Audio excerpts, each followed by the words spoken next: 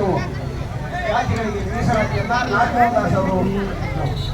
ಆದರೆ ಸರ್ಕಾರ ನಾಗಮೋಹನ್ ದಾಸರ ಅವಧಿಯನ್ನು ಯಥಾವತ್ತಾಗಿ ಜಾರಿಗೆ ಮಾಡುವ ಅಂತ ಹೇಳಿ ಮೋಸ ಮಾಡಿ ಯಾವ ಅಲೆಮಾರಿ ಸಮುದಾಯ ಇವತ್ತು ಬೀದಿಗೆ ಬಿದ್ದಿದೆಯೋ, ಯಾವ ಅಲೆಮಾರಿ ಸಮಾಜ ವಂಚಿತ ಆಗಿದೆಯೋ, ಯಾವ ಅಲೆಮಾರಿ ಸಮಾಜ ವಿದ್ಯೆಯಿಂದ ಉದ್ಯೋಗದಿಂದ ವಂಚಿತ ಆಗಿದೆಯೋ, ಇನ್ನು ಟೆಂಟ್ಗಳಲ್ಲಿ ವಾಸ ಮಾಡುವಂಥ ಅಲೆಮಾರಿ ಸಮಾಜವನ್ನ ನೆಗ್ಲೆಕ್ಟ್ ಮಾಡಿ, ನಿರ್ಲಕ್ಷ್ಯ ಮಾಡಿ, ಅದನ್ನ ಸ್ವಂತ ಜಾತಿಯಲ್ಲಿ ಸೇರಿಸಿ ಅವರನ್ನು ಮತ್ತೊಮ್ಮೆ ಬೀದಿ ಪಾರು ಮಾಡಿದಂತ ಈ ಒಂದು ಕಾಂಗ್ರೆಸ್ ಸರ್ಕಾರಕ್ಕೆ ಮಟ್ಟವನ್ನ ನಾವು ಧಿಕ್ಕಾರವನ್ನು ಹೇಳಬೇಕಾಗ್ತದ. ಆ ಕಾರಣದಿಂದ ಬಂದವಳೆ ಇಲ್ಲಿವರೆಗೆ ಕೂಡ ನಾವು ಶಾಂತಿಯಿಂದ 35 ವರ್ಷ ಹೋರಾಟವನ್ನು ಮಾಡ್ತೇವೆ. ಇನ್ನು ಮೇಲೆ ನಮ್ಮ ನೆಮ್ಮದಿಯನ್ನ ನೀವು ಪ್ರಶ್ನೆ ಮಾಡಬಾರ್ದು ಸರ್ಕಾರ. ಆದರೆ ಒಂದು ಮಾತ್ರ ಸತ್ಯ, ಈ ಕರ್ನಾಟಕದಲ್ಲಿರುವಂತಹ ಅಲೆಮಾರಿ ಸಂಘಟನೆಗಳು, ಈ ಸಂಘಟನೆಗಳು ತಮಗೆ ತಮ್ಮ ನ್ಯಾಯಯುತವಾದಂತಹ ಬೇಡಿಕೆಗೆ ನಾವೆಲ್ಲರೂ ಕೂಡ ಸಂವಿಧಾನಬದ್ಧವಾದಂತಹ ಹಕ್ಕನ್ನು ಪಡೆಯಬೇಕಾಗಿ 1% ಅಲೆಮಾರಿ ಸಮುದಾಯಕ್ಕೆ ಮೀಸಲಿಡಬೇಕು. ಮೀಸಲಿಡದಿದ್ರೆ ಹೋರಾಟ ಇರುತ್ತಲ್ಲ, ಯಾವ ಹೂವುಗಳ ಹೇಳಕ್ಕಾಗಲ್ಲ.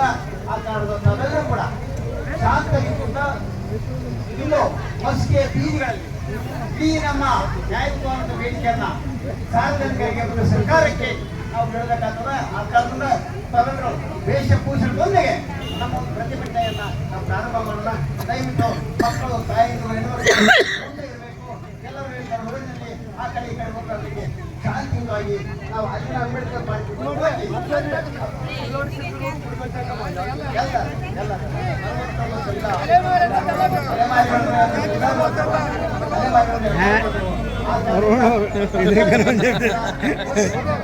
అందరూ చెప్పాలంటే సముద్రమే చెప్పినాడు.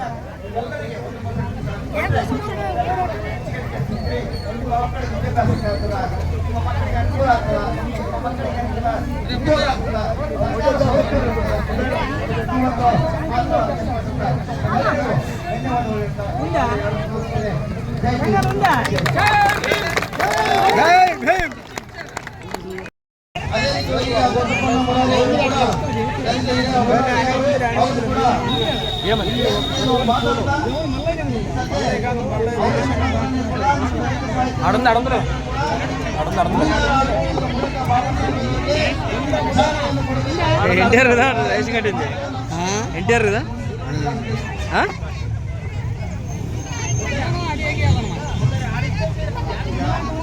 అడే ఉందిలే మామ మీద.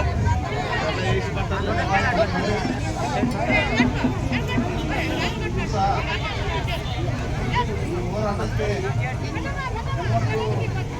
ಹುಡುಗರು, ನಾಯಕರು ಎಲ್ಲರೂ ಕೂಡ ನ್ಯಾಯ ಕೇಳಲಿಕ್ಕೆ ಬಂದಿದ್ದೇವೆ. ಏನಾಗಿದೆ ನ್ಯಾಯ, ಸರ್ಕಾರ ಏನ್ ಮಾಡಿದೆ ಅಂತಕ್ಕಂಥ ವಿಚಾರ ನಾನಪ್ಪ ಹೇಳ್ತಾರೆ. ಸುಮಾರು ಸ್ವಾತಂತ್ರ್ಯ ಸಿಕ್ಕು 75 ವರ್ಷ ಆದ್ರೂ ಕೂಡ ನಿಮ್ಮ ಮನಸ್ಸು ಹೆಂಗಿದೆ ಅಂದರೆ ಭಿಕ್ಷುಗೆ ಹೇಳುವುದು, ಅಲೆದಾಡುವುದು, ಹೋಗುವುದು. 75 ವರ್ಷ ಆದ್ರೂ ಕೂಡ ನೀವು ಟೆಂಟ್ನಲ್ಲೇ ವಾಸ ಮಾಡ್ತಾ ಇದ್ದೀರಿ. ಈ ಸರ್ಕಾರಗಳು ನಿನ್ನ ನೋಡ್ತಾ ಇಲ್ಲ.